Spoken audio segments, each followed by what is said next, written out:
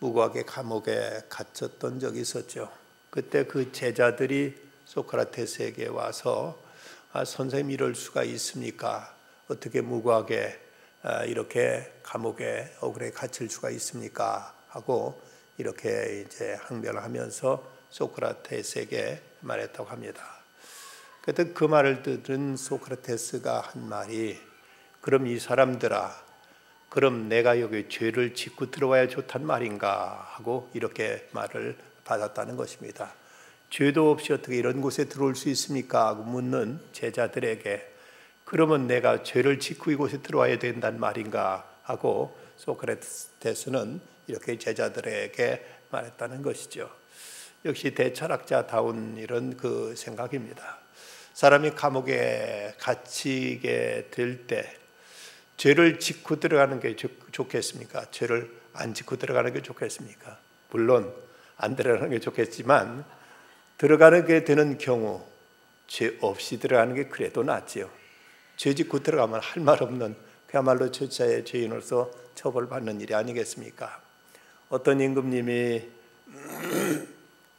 감옥을 순시했는데 거기에 있던 죄수들한테 하나하나 물어봤습니다. 너는 어떻게 여기 들어왔느냐? 왜 들어왔느냐? 물었더니 한결같이 자기는 억울하게 죄 없이 들어왔다고들 자기들의 이제 억울함을 얘기하는데 그 중에 한 죄수는 나는 죄가 많아서 여기서 들어왔습니다. 나는 나쁜 놈입니다. 하고 이렇게 말하니까 이 임금님이 그 죄수를 이제 거기 간수들에게 이놈을 풀어줘라. 이놈 때문에 다른 죄 없는 사람들이 죄를 배우겠다 하고 죄지었다고 하는 사람을 도리어 풀어주라고 이렇게 말했다는 얘기도 있습니다.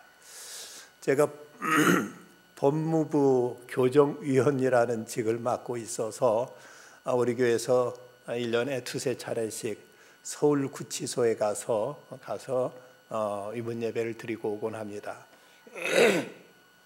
우리 교회 다빗 중창단 혹은 헵시바 중창단과 함께 가서 이제 남자 감방이나 혹은 여자 감방 가서 이제 예배를 드리고 그리고 간단한 위문품을 전하고 오는데 그 구치소에 들어가면 분위기가 살벌합니다. 뭐 휴대폰이고 모든 거 다 놓고 들어가야 되고 들어갈 때는 손등에다가 눈에 보이지 않는 도장을 찍었다가 나올 때 그 도장을 이제 또 이제 확인하고 나와야 됩니다. 행여 그 안에서 들어갔다 사람이 밖에 나올지 모르고 또 휴대폰 가져갔다가 거기 죄수한테 또 밖으로 통화할 수 있는 이런 어떤 기회를 줄지 몰라서 이런 걸 철저하게 단속들 하고 있습니다.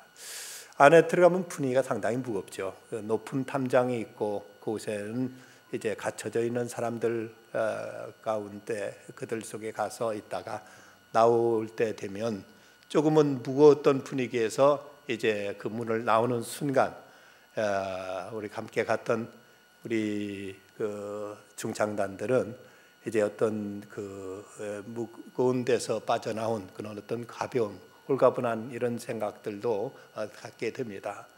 그럴 때면 이제 그 짓눌렸던 분위기에서 풀려나서 얼굴이 이제 밝아지죠.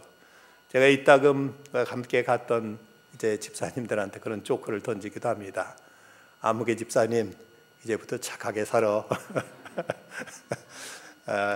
물론 다 좋은 일 하러 가서 그들 위로하고 오는데 그들 가운데는 감옥에 갇혔다는 사실이 몹시 힘들고 그래서인지 오히려 여자 감방 같은 데 가면은 예배를 드리면서 훌쩍이고 우는 사람들도 많고 아주 간절하고 진지하게 예배 드리는 모습을 볼 수가 있습니다.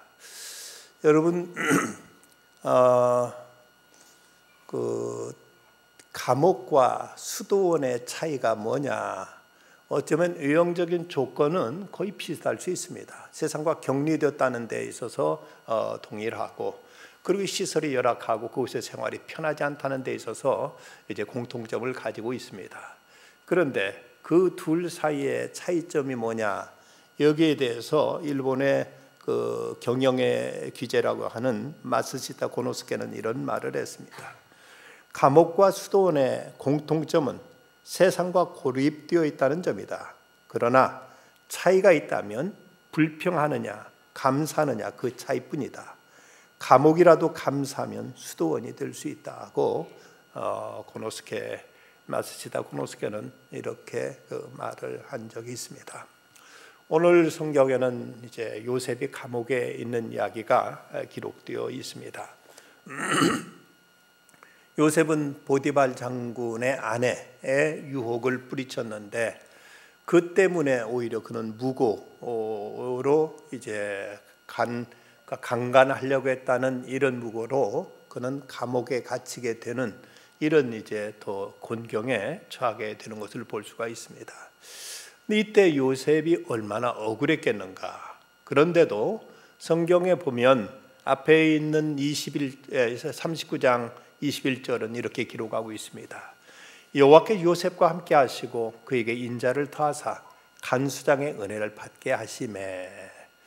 앞서 보디발 장군의 집에서 그때도 하나님은 요셉과 함께 하셨고 그 하나님 지금 감옥에서도 요셉과 지금 함께 하시고 계신 것을 볼 수가 있습니다. 그리고 보디발 장군의 집에서 형통했던 요셉은 지금 감옥 안에서도 형통한 모습을 보이고 있습니다. 39장 23절에 보면 간수장 그의 손에 맡긴 것은 무엇이든지 살펴보지 아니하였으니 이는 여호와께서 요셉과 함께 하심이라. 여호와께서 그를 범사에 형통하게 하셨더라고 이렇게 말씀하고 있습니다. 그런데 이제 그때 그 바로 왕의 술 맡은 관원장과 떡을 맡은 관원장이 어떤 이제 잘못이 있어서 그 요셉이 들어있는 감옥에 들어오게 됩니다. 그 당시 그 바로의 술 맡은 관원장이나 떡 맡은 관원장은 바로가 술을 마시거나 음식 이제 식사를 할 때 같이 그 옆자리에 앉아서 같이 술도 나누고 음식도 먹으면서 그러면서 국사를 함께 논할 만큼 왕의 절대적인 신임을 받는 사람들이었다고 합니다. 만일 믿지 못할 사람을 이런 자리에 앉히게 되면 왕의 술이나 음식에 독약을 더할 수도 있기 때문에 가장 믿고 신임하는 사람, 그러면서 함께 먹고 마시면서 국사를 같이 논할 수 있는 이런 위치에 있는 사람들이었다는 것입니다. 그런데 그들이 이제 하루 그곳에 어떤 일로 어떤 왕한테 이제 금융을 받고 감옥에 들어오게 되는데, 그런데 그들이 같은 날 이제 밤에 꿈을 꿉니다. 그 꿈 이야기를 이제 요셉에게 하니까 요셉이 술 맡은 자에게 이렇게 해몽해 줍니다. 지금부터 사흘 안에 바로가 당신의 머리를 들고 당신의 전직을 회복시키리니 당신이 그 전에 술 맡은 자가 되었을 때 하던 것 같이 바로의 잔을 그의 손에 드리리이다. 그리고 떡 맡은 관원장에게도 해몽해 줍니다. 지금부터 사흘 안에 바로가 당신의 머리를 들고 당신을 나무에 달리니 새들이 당신의 고기를 뜯어 먹으리이다. 요셉의 해몽은 그대로 이루어졌습니다. 21절 22절 보면 바로의 술 맡은 관원장은 전직을 회복하여 하며 그가 잔을 바로의 손에 받들어 드렸고 떡 굽는 관원장은 매달리니 요셉이 그들에게 해석함과 같이 되었다고 이렇게 성경은 기록하고 있습니다. 여기서 요셉은 자신의 앞날에 대해서도 곡식 12단이 자기 곡식단에 절하는 꿈을 꾼 적이 있었고, 그리고 해와 달과 열한 별이 또 자기에게 더 절하는 이런 꿈을 꿨던 적도 있었는데, 바로 이런 점에서 요셉은 꿈의 사람이라고 말할 수 있습니다. 본인 스스로도 꿈을 품고 살았고, 그리고 다른 사람의 꿈에 대해서도 그는 명쾌하게 해석을 해주는 이런 꿈의 인물로 요셉은 이렇게 등장하고 있습니다. 그런데 성경에 보면 요셉은 특별히 다른 어떤 특별한 기적을 행했다거나 그는 이제 위대한 설교를 했거나 아니면 성경을 기록한 이런 일들이 없습니다. 그럼에도 창세기에서 가장 많은 분량을 차지하는 인물은 바로 요셉입니다. 요셉의 생애는 많은 고난으로 점철됐지만 그럼에도 불구하고 그는 창세기에 가장 그에 대한 기록이 많은 분량을 차지할 만큼 그는 비중 있게 다루고 있고, 그 고난을 통해서도 이걸 딛고 일어나서 하나님 앞에 귀히 쓰임받고 그 당시 수많은 사람들을 살려내는 이 귀한 일에 쓰임받는 인물로 우뚝 서게 됩니다. 이처럼 요셉이 이런 인물로 쓰임받을 수 있었던 그 비결, 그의 삶은 어떤 모습이 있었는가를 우리는 말씀을 통해서 배우고자 합니다. 요셉은 무엇보다 먼저 언제나 하나님과 함께하는 삶을 살았습니다. 요셉에 대한 말씀, 성경의 요셉에 대한 기록 가운데 보면은 두 가지 그 어휘 단어가 두 가지 이제 표현이 늘 동반하고 있는 걸 보게 됩니다. 하나님께서 그와 함께 하심에, 그리고 형통하였더라. 하나님이 함께 하셨다는 내용과 형통했다는 내용이 늘 같이 이어지고 있는 것을 보게 됩니다. 이런 말씀 우리가 39장 2절에서 부분대로 여호와께서 요셉과 함께 하심으로 그가 형통한 자가 되었다고 했고, 또 39장 21절로 이어도 보면 여호와께서 요셉과 함께 하시고 그에게 인자를 더하사 전역에게 은혜를 받게 하심에 전역의 옥중 죄수들을 요셉의 손에 맡김으로 그 재반 사물을 요셉이 처리하고 전옥은 그의 손에 맡긴 걸 무엇이든 돌아보지 아니하시니 이는 여호와께서 요셉과 함께 하심이라. 여호와께서 그의 범사에 형통케 하셨더라고 말씀하고 있습니다. 요셉이 어느 때나 하나님과 함께 했다는 것을 우리는 39장 6절에서도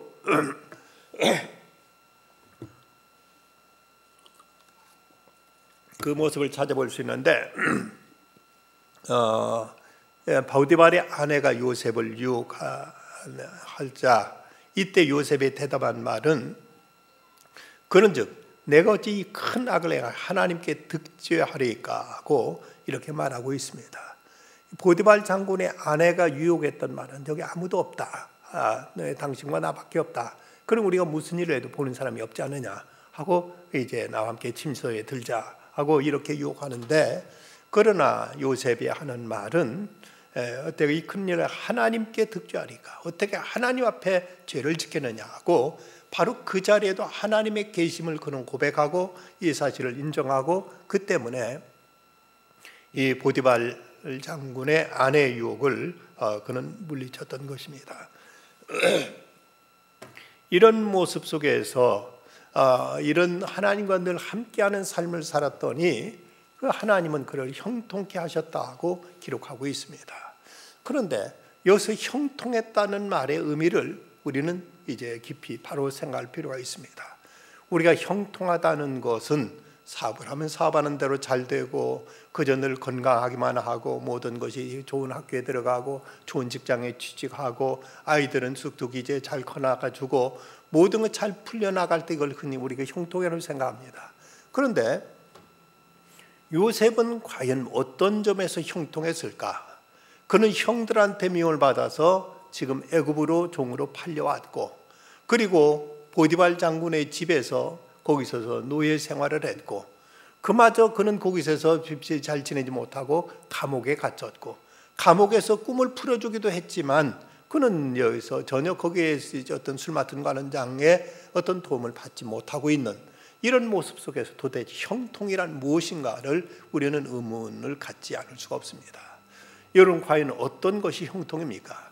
지금까지 요셉의 삶에서 어떤 점이 과연 형통했다고 말할 수 있을까?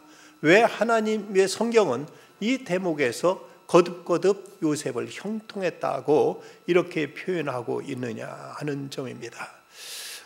이 점에 있어서 우리는 형통의 의미를 바로 인식할 필요가 있습니다. 이 요셉에게 형통은 그것은 단지 육체적으로 건강하고 하는 모든 것이 자기 뜻대로 잘 되고 모든 것이 막힘없이 술술 풀려나가고 하는 이런 차원에서 형통은 아니었습니다. 요셉에게 있어서 형통은 하나님의 뜻을 이루는 데 있어서 형통이었습니다.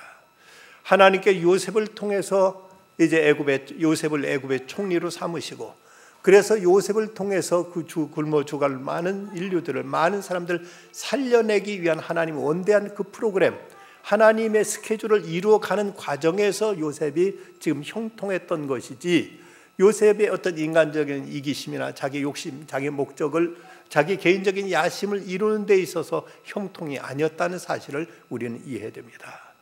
여러분, 우리의 삶이 누구나 형통하기를 원치 않는 사람 아무도 없을 것입니다. 그런데 과연 어떤 차원에서 우리가 형통해야 되겠는가? 내가 단지 내 자신의 야심과 내 이기적인 목적을 이루는 데 있어서 형통하다면 그 잠깐은 그것 때문에 기분 좋을지 모릅니다. 그러나 그것이 진정으로 내게 있어서 보게 되느냐, 이거 진정 내 삶에 유익이 되고 이것이 진정 내 삶을 승리로, 성공으로, 영광으로 이끄느냐에 대해서는 아무도 보장하지 않습니다. 중요한 것은 하나님께 우리를 통해서 이루시길 원하시는 선하신 목적이 있습니다. 그 뜻을 이루어가는 과정에 우리는 때로 실패하는 듯 싶기도 하고, 때로는 병에 걸리는 듯 싶기도 하고, 때로는 감옥에 갇히는 일도 있을 수 있지만, 이 모든 과정을 하나님은 이루어 가셨고, 이것을 이루어가는 하나님의 그 목적을 이루어가는 과정에 있어서 형통했다는 사실입니다. 이 점에 있어서 우리는 모든 걸 좀 더 넓게, 크게, 멀리 볼 필요가 있습니다. 지금 실패 같지만 이것이 진정한 실패가 아니다. 이것까지도 하나님의 뜻을 이루는 데서 형통일 수 있다고 믿는다면 우리는 어떤 상황에서도 감사할 수 있고, 어떤 형편에서도 우리는 하나님을 찬양할 수 있고, 어떤 형편에서 우리는 담대할 수 있고, 어떤 형편에서도 우리는 자유할 수 있다는 사실입니다. 인간 편에서 형통이 아니라 적어도 하나님 편에서 형통했다는 사실을 우리는 잊지 말아야 됩니다. 이처럼 요셉이 하나님과 동행했고 하나님과 함께함으로써 그의 삶은 형통했고, 하나님이 함께 하셨기에 요셉은 한참 혈기방장한 그 나이에 그는 이제 그 보디발 장군의 아내의 유혹을 물리칠 수 있었고, 그는 이제 늘 하나님과 동행하면서 그는 참으로 아름다운 삶을 살아갈 수 있었습니다. 갈라디아서 5장 16절을 보면 내가 이르노니 너희는 성령을 쫓아 행하라. 그리하면 육체의 욕심을 이루지 아니하리라고 말씀했습니다. 요셉은 어두운 곳에서나 하나님과 함께함으로 성령을 쫓아 행했을 때 이런 육체의 유혹 앞에서도 담대했고 승리했고, 그는 비록 감옥에 갇혔지만 거기서도 그는 형통한 삶을 살아가는 이런 그의 발자취를 우리는 찾아볼 수가 있습니다.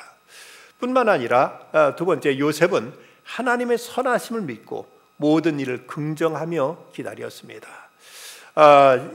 요셉의 그 모습을 보면 그는 참으로 현실적으로 또 인간적으로 보면은 그의 앞날은 전혀 보이지 않습니다. 대단히 모든 걸 암담하고 모든 것이 다 비관적입니다. 보디발 장군의 집에서 그가 그곳에서도 제대로 있지 못하고 감옥에 갇혀버렸고, 감옥에서 애써 꿈을 해먹여 줬지만 거기에 대한 아무런 보상도 아무런 어떤 결과도 나타나지 않았을 때 그에게 과연 어떤 희망이 있었겠는가, 어떤 기대할 만한 일이 있었겠는가. 우리는 여기서 참으로 그의 암담한 내일을 우리는 이제 바라보게 됩니다. 미래는 불투명하고 어려움은 계속 거듭되고 있습니다. 이렇게 되면 사람들은 더욱 초조해지게 되고 이제 스스로 자포자기에 빠지게 되고 마는 것입니다. 사람이 내일에 대한 희망이 없을 때, 내일에 대한 어떤 기대가 없을 때, 그때가 더 자신을 파멸로 이제 빠뜨리는 이런 위험한 순간입니다.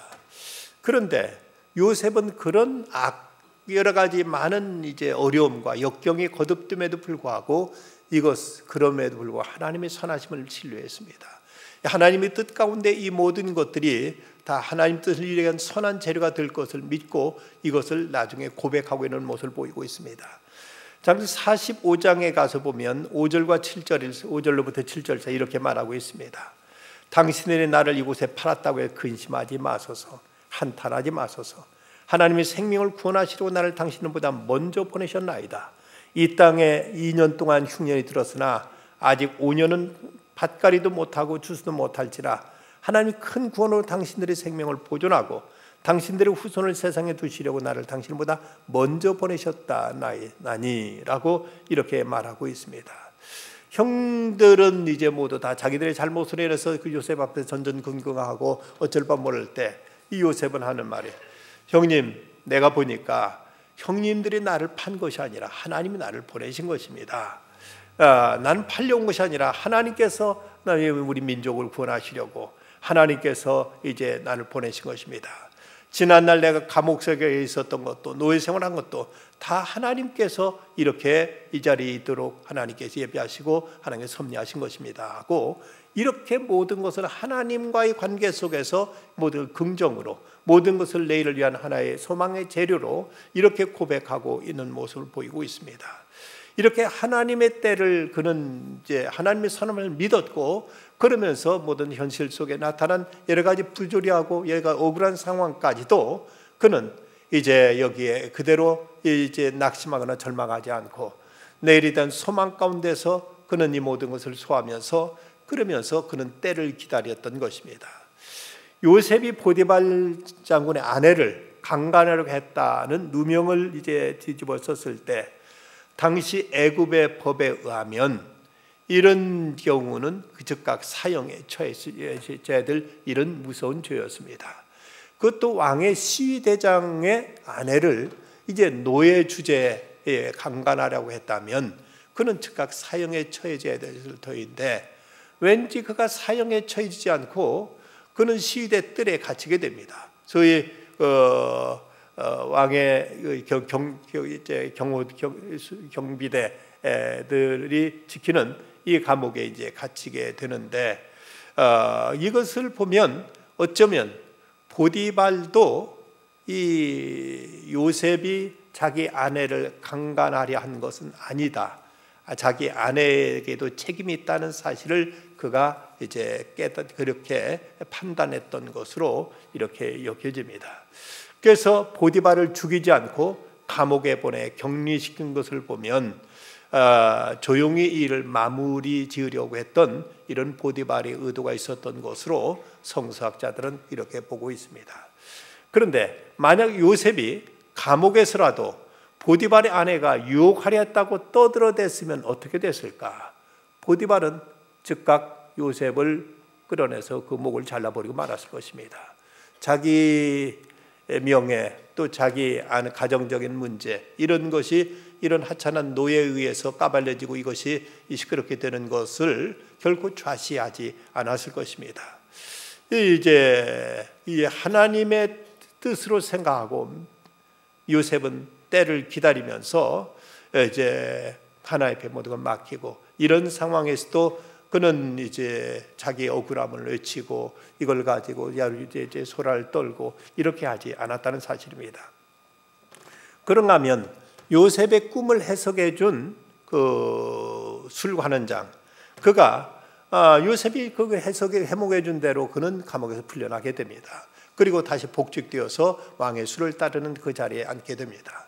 그런데 그때 요셉이 그에게 부탁하기를 이제 나가게 되면은 이제 그 나를 이제 생각해 주십시오 하고 그게 부탁을 했었습니다. 그런데 14절에 보면 당신이 잘 되시거든 나를 생각하고 내게 은혜를 베풀어서 내 사정을 바르게 하려 이 집에서 나를 건져 주소서 하고 이렇게 간절히 부탁을 했는데 사정을 했는데 23절 마지막 절 보면 술 맡은 관원장이 요셉을 기억하지 못하고 그를 잊었더라고 했습니다. 만약 이때 술 맡은 관원장이 요셉의 그 말을 기억하고 있다가 자기가 풀려난 다음에 즉각 이제 요셉을 풀어줬더라면 어땠을까? 당시 애굽의 법에 의하면 사람이 나이가 30살이 되기 전에는 관직에 등용될 수 없었다고 합니다. 그러니까 요셉이 총리가 되던 해는 30세가 되던 해였습니다. 그러니까 그 2년 전이기 때문에 그는 애굽의 관리가 될 수 없는 이런 나이였습니다. 그랬으면은 그는 이제 그 나라를 구하는 이런 이제 어떤 총리의 자리에 앉지도 못했을 것이고 그렇게 해서 요셉은 그가 풀어줘 가지고 그 술관원의 도움으로 자기 고향으로 돌아갔다 치면 그러면은 그 이제 가서 요셉이 아버지 야곱한테 제가 그동안 얼마나 고생한지 아십니까? 형들이 저를 팔아서 애굽에 갔고요. 거기서 억울하게 이제 노예 생활을 했고요. 그러다가 또 감옥에 갇혀있고요. 죽을 뻔한 고비를 수없이 넘겼습니다. 하고 이런 얘기를 울며 불며 얘기했더라면은 아마도 야곱의 성격에 다른 자식들 살려두지 않았을 겁니다.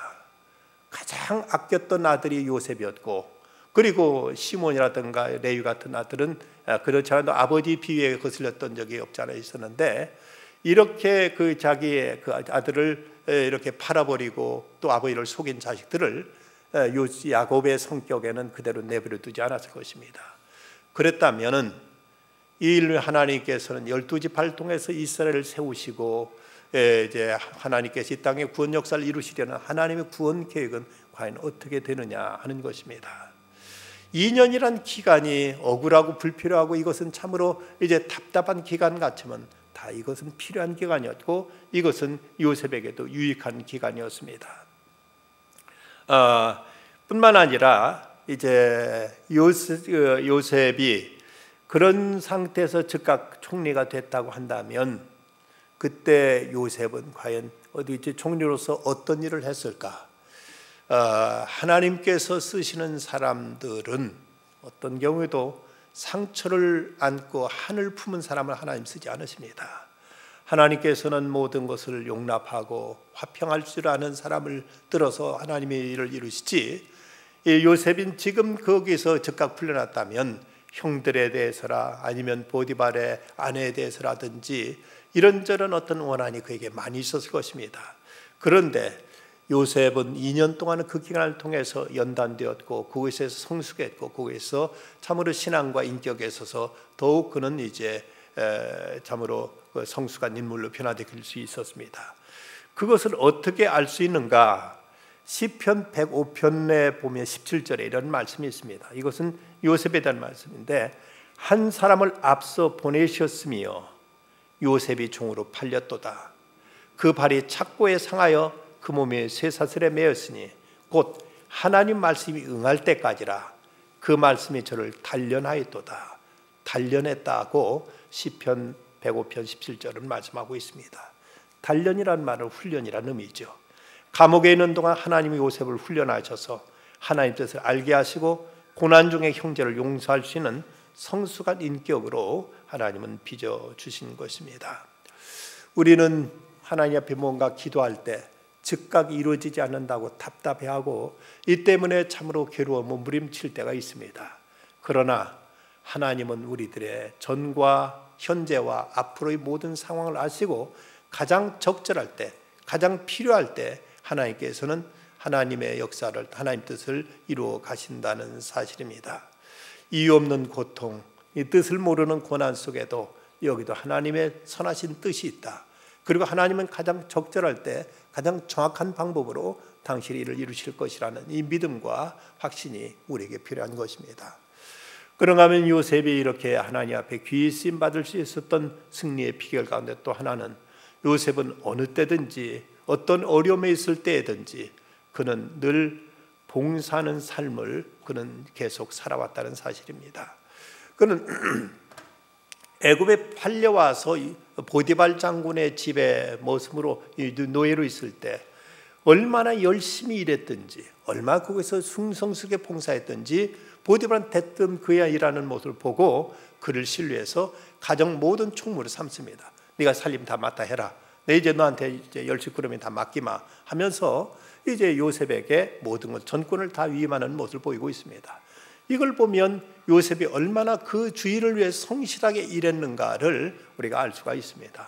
그런가 하면 오늘 40장에서도 보면 이제 그 감옥에 갇혀 있을 때 그곳에 술 맡은 관원장과 그리고 그 떡 맡은 관원장이 그곳에 들어오게 됩니다. 그게 들어왔는데 두 사람이 하룻밤에 꿈을 꾸니 각기 그 내용이 다르더라. 아침에 요셉이 들어가 보니 그들에게 근심의 빛이 있는지라. 요셉이 그 주인의 집에 자기와 함께 갇힌 바로의 신하들에게 묻되 어째 오늘 당신들의 얼굴에 근심의 빛이 있나이까 하고 이렇게 묻습니다. 어찌 보면 요셉으로 주제넘은 짓일 수 있고 요셉이 상관할 필요가 없는 일입니다. 지금 요셉과 그들의 지위는 하늘과 땅 같은 이런 위치죠.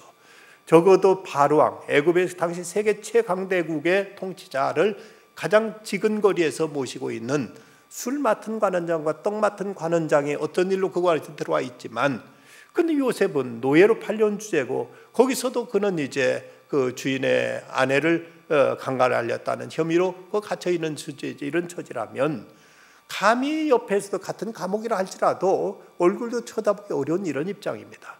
그런데도 요셉은 그들의 얼굴에 수심이 가득한 것을 보고는 찾아가서 묻습니다. 왜, 무슨 일이 있으십니까? 무슨 걱정이 있으신가요? 이러면서 적극적으로 그들에게 다가가서 그들의 고민의 문제, 그들의 걱정거리, 그들의 어려움과 아픈 사정을 요셉이 그것을 자기가 이제 해결하고자 나서는 이런 문제에 참으로 아름다운 모습을 보여주고 있습니다. 나와 상관없는 일이고 전혀 요셉과 아무런 관계가 없는 일인데도 불구하고 요셉은 이렇게 주변에 있는 사람에게 무언가 도움을 주려고 했고, 그를 위해서 봉사하려고 했고, 그에게 이제 여러 가지 어떤 어드바이스를 하는 이런 자세로 다가가고 있는 요셉의 적극적인 봉사의 자세를 볼 수가 있습니다. 어찌 보면 요셉과는 전혀 상대가 되지 않을 것 같은데, 이런 일로 인해 그들과 대화하면서 그는 이제 어쩌면 왕궁의 여러 가지 정치 돌아가는 상황과 그리고 당시 정세를 그는 거기서 레슨 받았을지도 모릅니다. 이것이 그의 장차 장래 애굽의 총리가 되었을 때 그에게 큰 도움이 되었을까 싶습니다. 그는 뿐만 아니라 보디발 장군의 집에서 그는 이제 가정 총무로서 열심히 일했던 것, 그것이 또 국가 경영에도 큰 보탬이 되었을 것입니다.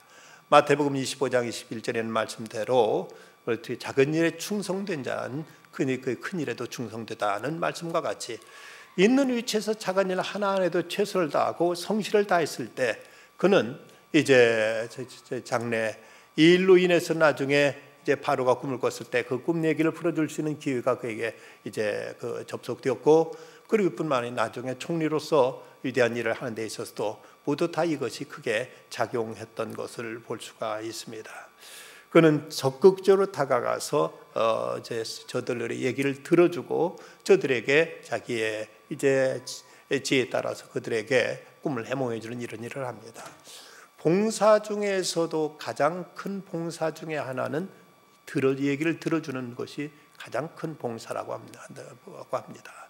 남의 얘기를 들어준다는 게 쉽지 않은데, 그러기 위해서는 같이 마음의 공감대를 이루어야 되고 그 사람의 사정과 형편 속에 내가 들어가야 그 사람의 얘기가 내게 들려지는 것입니다. 나는 내 생각만 하고 있으면 저 사람이 별 무슨 얘기를 해도 그 얘기가 내게 들어오지는 않습니다. 근데 요셉은 적극적으로 이제 다가가서 그에게 그들의 말을 들어주고 그러면서 그 말을 그들에게 어드바이스를 하고 있습니다. 여러 가지 많은 봉사가 있지만 들어주는 봉사가 가장 큰 봉사 중에 하나라면, 우리가 드리는 하나님께 드리는 예배를 하나의 서비스라고 하죠. 월십이라고도 하지만 예배를 서비스라고도 한다면, 여러분 지금 이 자리에 나와서 지금 설교를 듣는 것도 하나님께 대한 봉사입니다. 이것도 하나님께 드리는 우리들의 봉사의 섬김입니다. 우리가 누구의 어떤 이웃에 있는 사람들의 아픔과 어려운 사정, 이것을 옆에서 가만히 들어주는 것만도 큰 봉사가 될 때가 많이 있습니다. 요셉은 감옥에 갇혀서도 그들의 사정을 들어줬고 그들과 대화하면서 그러면서 이제 그들의 어려움을 풀어주고 그들에게 적극적으로 다가갔을 때, 이것이 그로 하여금 참으로 애굽의 총리에게 이르는 징검다리 역할을 하게 되었고, 이것이 그로 하여금 위대한 인물로 발돋움할 수 있었던 이런 이제 계기를 마련하게 된 것을 볼 수가 있습니다. 우리 뭔가 편해야, 넉넉하고 여유가 있어야, 내게 좀 내일부터 다 해야, 그래야 누구를 섬기거나 봉사하거나 누구를 돕든지 하지, 내게 아무런 내 자신부터 아무것도 없는데 누구를 돕는단 말인가, 누구를 해서 봉사한단 말이냐 하고 생각할지 모르지만, 요셉은 노예로 팔려가서도 보디발 장군의 집에서도 열심히 봉사했고, 감옥에 갇힌 주제에도 그는 열심히 봉사했습니다. 할 수 있는 대로 그는 최선을 다해서 봉사했더니 그 봉사가 나중에 커져서 애굽의 총리 자리까지 올라서 바로를 위해서, 그리고 주가는 수많은 사람 위해서 봉사할 수 있는 위대한 일이 그에게 주어진 것을 우리는 성경에서 보게 됩니다. 영국의 작가 존 번연이 복음을 증거하다 감옥에 갇히게 됩니다. 감옥에 들어간 첫날 밤 그런 이런 기도를 드렸다고 합니다. 저를 감옥에 들어오게 하신 하나님의 뜻이 무엇입니까? 이 감옥에서의 시간을 결코 낭비하지 않도록 도와주십시오. 저를 이곳에 오게 하신 하나님 뜻을 다 이룰 수 있도록 도와주십시오 라고 기도했다고 합니다. 건강하면 건강한 대로, 또 병약하면 병약한 대로, 몸이 우리가 자유로우면 자유로운 대로, 심지어 감옥에 갇히면 갇힌 대로 거기서도 봉사할 일은 있고, 존 번연은 그는 그런 기회를 통해서 철로 역정을 기록할 수 있는 이런 이제 기회를 마련해서 철로 역정이 지구상에서 성경 다음으로 많이 읽힌 책이라는 이런 위대한 책을 그는 기록할 수 있었던 것입니다.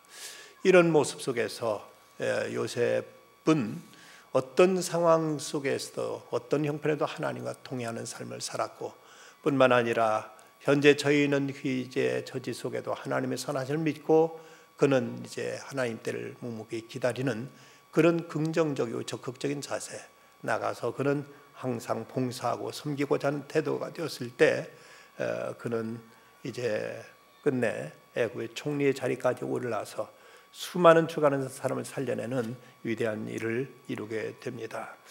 이런 요셉의 모습은 어쩌면 예수님 모습과도 흡사하다고 말할 수 있습니다. 요셉은 얼마나 억울한 일을 당했지만 그럼에도 원망하거나 그들을 죄를 죄로 갚지 않았습니다. 예수님에 대해서 베드로전서 2장 22절과 23절은 그는 죄를 범하지 아니하시고 그 입에 거짓도 없으시며 욕을 당하시되 맞대 욕하지 아니하시고 고난을 당하시되 위협하지 아니하시고 오직 공의를 심판하시는 이에게 부탁하셨다고 기록하고 있습니다. 이제 시편 기자는 그가 한 사람을 앞서 보내셨으며 요셉이 종으로 팔렸도다. 그의 발은 착고에 차고 그의 몸은 쇠사슬에 매였으니 곧 여호와의 말씀을 응할 때까지라. 그 말씀이 그를 단련하셨다고 이렇게 시편에서까지 요셉의 그 삶을 이렇게 기록하고 있습니다. 여기 하나님 뜻이 있다. 이 뜻을 이걸 통해서 나를 훈련시키시려는 하나님의 섭리와 경륜이 있다. 이 고난 분명히 영광스러운 새벽으로 이어질 것이라는 이 믿음으로 우리가 전 고난과 역경까지도 우리가 담대히 믿음으로 극복하고 소화해내는 중에 모든 걸 합력의 선을 바꾸시는 하나님의 은총과 그 영광으로 이어지는 복된 승리자들이 다 되시기를 주의 이름으로 축원합니다. 기도하십시다. 거룩하신 아버지 하나님, 이 밤도 주님 앞에 나와 주의 말씀을 받습니다. 그토록 억울하게 짝이 없었고 그토록 참으로 불운이 연속되었던 요셉, 그럼에도 그는 어느 때나 하나님과 함께 했고 함께함으로 그는 하나님 뜻을 이루는 일에 있어서 형통한 삶을 살았습니다. 그는 어떤 경우에도 이제 하나님의 선하심을 믿었고 하나님 때를 기다리면서 있는 위치에서 최선을 다해서 봉사의 삶을 살았을 때 끝내 애굽의 총리까지 되어 수많은 사람들을 살리는 위대한 일을 이룰 수 있었습니다. 저기도 어떤 역경이 있든지 어떤 처지에서든 하나님과 동행하는 저희가 되게 하시옵시고 하나님의 뜻을 이루는 일에서 형통한 삶이 되게 하여 주시옵소서. 주님, 저희들도 이제 주님의 선하심을 믿고 때를 기다리게 하여 주시옵시고 늘 봉사의 삶을 살아가는 중에 보다 더 큰 일을 할 수 있는 하나님의 크신 은총을 덧입는 저희들 다 되게 하여 주시옵소서. 예수님의 이름으로 기도드리옵나이다.